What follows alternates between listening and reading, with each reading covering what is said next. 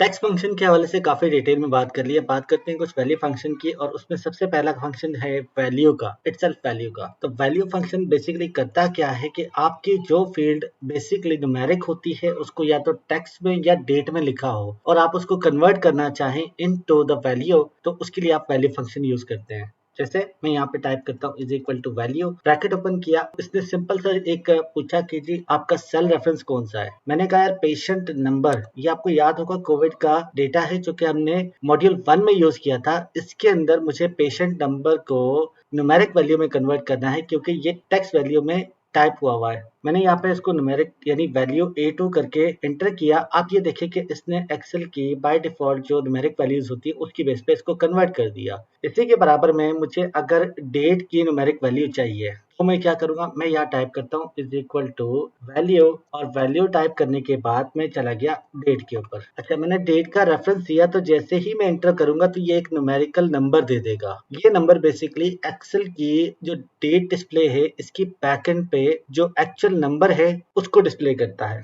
अब डेट के पीछे नंबर की लॉजिक शायद मैं आपको पहले बता चुका हूं, लेकिन मैं अगेन यहाँ पे रिपीट कर देता हूँ कि एक्सेल में हर डेट एक नंबर है, because Excel understand only number, text and the symbol. तो नंबर टेक्स्ट सिंबल के अंदर डेट तो नहीं आती। तो डेट क्या है, बेसिकली एक एक्सेल का नंबर है। अगर मैं यहाँ पे 1 टाइप किया हुआ है और इसको मैं डेट में कन्वर्ट करूँ तो ये 1/1900 की डेट बनेगी। अगर मैं इसको यहाँ पे नंबर की जगह इसकी फॉर्मेटिंग शॉर्ट डेट कर देता हूँ तो सी इसने 1/1900 कर दिया। इस 1 की जगह अगर मैं यहाँ टाइप कर देता हूँ 2, तो ये देखिए कि इसने डेट चेंज कर दी। लेकिन अगर मैं -5 करता हूँ तो क्या करता है, आप ये देखें कि इसने किस तरह से डेट उठाई, एरर दे दिया, एक numerical error. So basically Excel 1900 के पीछे का डेटा नहीं उठाता, दैट्स व्हाई इसमें पुरानी डेट नहीं आ सकती 1900 से बैक की। एज अ डेट नहीं आ सकती, बट उसको एज अ टेक्स्ट आप जरूर लेके आ सकते हैं। यहाँ हमने देखा कि डेट फॉर्मेटेड हो या टेक्स्ट फॉर्मेटेड सेल हो, उनको अगर वैल्यू में कन्वर्ट करना हो तो आप इज इक्वल टू वैल्यू का फंक्शन यूज कर सकते हैं। इसके साथ ही अब हम देखते हैं कि इसी डेटाबेस के अंदर अगर मैं इसको फिल्टर कर लेता हूं तो फिल्टर लगाने के बाद एज ब्रैकेट का एक कॉलम है और मैं देखना चाहता हूं कि एज ब्रैकेट सबसे बड़ा कौन सा है। तो यहाँ मुझे बिल्कुल स्क्रॉल डाउन करके नीचे जाना पड़ेगा, तब मुझे पता चलेगा एक शख्स ऐसा है उसकी जो टेस्ट हुआ है वो पॉजिटिव आया है, वो 95 ईयर्स की एज का है। तो मुझे यहाँ पर कैसे पता चलेगा कि 95 ईयर्स एज में एक सेल के अंदर मेरे पास आ जाएगी जी मैक्सिमम एज जिन्होंने टेस्ट करवाए हैं उनकी मैक्सिमम एज क्या है और मिनिमम एज क्या है। तो मैक्सिमम के लिए मैं टाइप करूंगा इज इक्वल टू लार्ज, और लार्ज जैसे ही मैं टाइप करता हूँ ये देखें returns the kth largest value in the data set. तो मैंने यहाँ पे टैब प्रेस किया तो मुझसे पूछा रे। आपको याद होगा मैंने स्टार्टिंग में बताया था कि 3 तरह के रेफरेंस होते हैं, एक होता है सेल रेफरेंस, एक होता है अरे रेफरेंस और तीसरा होता है non contiguous.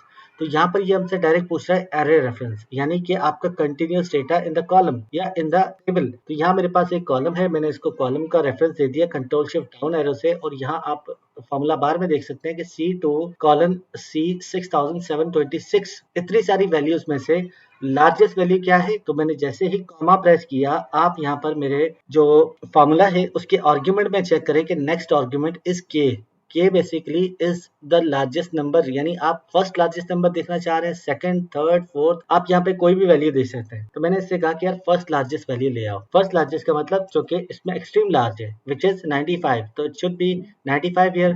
Let's see enter. अच्छा, यहाँ पे डेट फॉर्मेटेड है, इसको हम नंबर फॉर्मेट पे कन्वर्ट कर देते हैं। सी 95 आ गया इसके अंदर। सिमिलरली अगर मैं जानना चाहता हूँ कि स्मॉलेस्ट वैल्यू कौन सी है, smallest value in this same data set, तो मैं यहाँ टाइप करूंगा इज इक्वल टू स्मॉल। अब देखें अगेन उसने सेम चीज बताई लेकिन केथ स्मॉलेस्ट वैल्यू।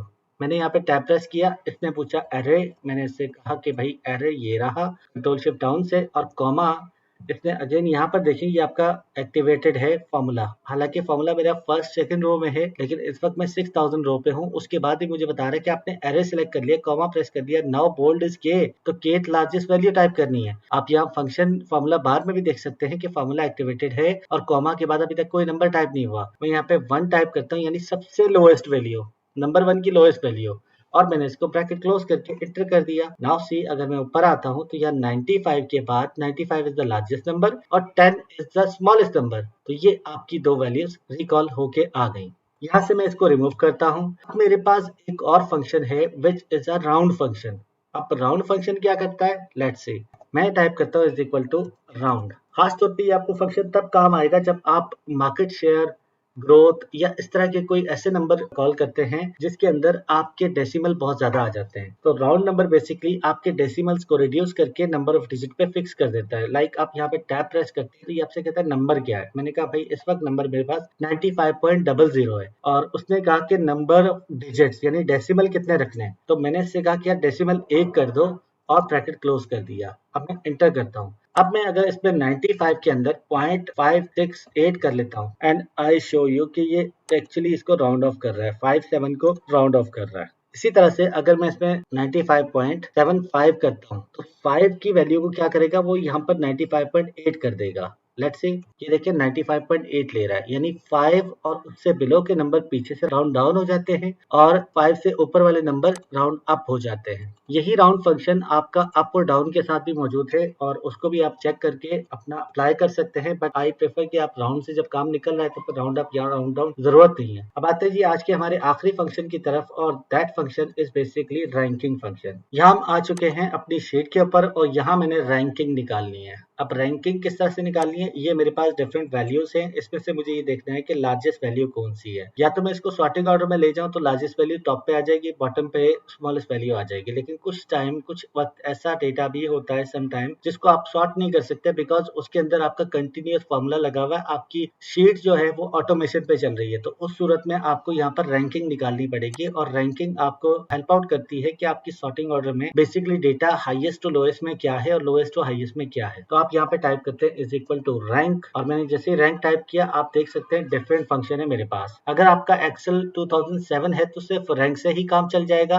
अगर मैं यहाँ पे आपको दिखा सकूं, आप अगर मेरे कर्सर को फॉलो करें तो ये रैंक का फंक्शन, इसके आगे ये ट्राइंगल लगा हुआ है। ट्राइंगल से मुराद ये है कि ये पुराने वर्जन के फंक्शंस हैं जो कि नए वर्जन पे अभी अप्लाई नहीं हो रहे, लेकिन आप इसको यूज कर सकते हैं। इसका जो अल्टरनेटिव फंक्शन है वो है रैंक EQ और रैंक एवरेज। रैंक EQ और एवरेज पे नहीं जा रहे, मैं आपको सिर्फ रैंक बता रहा हूँ। रैंक EQ और एवरेज में जो डिफरेंस है वो मैं आपको वैसे गाइड कर दूंगा। ब्रैकेट ओपन किया मैंने, इसने कहा नंबर क्या है, मैंने कहा भाई ये वाला नंबर है और इसकी रैंकिंग पता करनी है। कॉमा प्रेस किया, इसने कहा रेफरेंस क्या है, यानी वो एरर क्या है रेफरेंस में, इसमें से आप ये नंबर ढूंढना चाहते हैं। अब वो रेफरेंस जो है ना आपके मल्टीपल सेल भी हो सकते हैं और एक सीक्वेंस में आपका एरे भी हो सकता है। तो मैंने इसको कहा कि ये मेरा रेफरेंस है, इसमें से मुझे 90 की रैंकिंग चाहिए कि क्या है इसमें। कॉमा प्रेस किया तो इसने कहा कि डिसेंडिंग ऑर्डर में चाहिए या असेंडिंग ऑर्डर में। अगर मैं 0 प्रेस करूंगा तो डिसेंडिंग हो जाएगा, 1 प्रेस करूंगा तो असेंडिंग हो जाएगा। तब मैंने इससे कहा कि मुझे डिसेंडिंग ऑर्डर में चाहिए और मैंने ब्रैकेट क्लोज किया और एंटर कर दिया। इसने बताया कि 90 is the third number in this series. तो हम देख लेते हैं 90 के बाद ये 91 आ रहा है और 91 के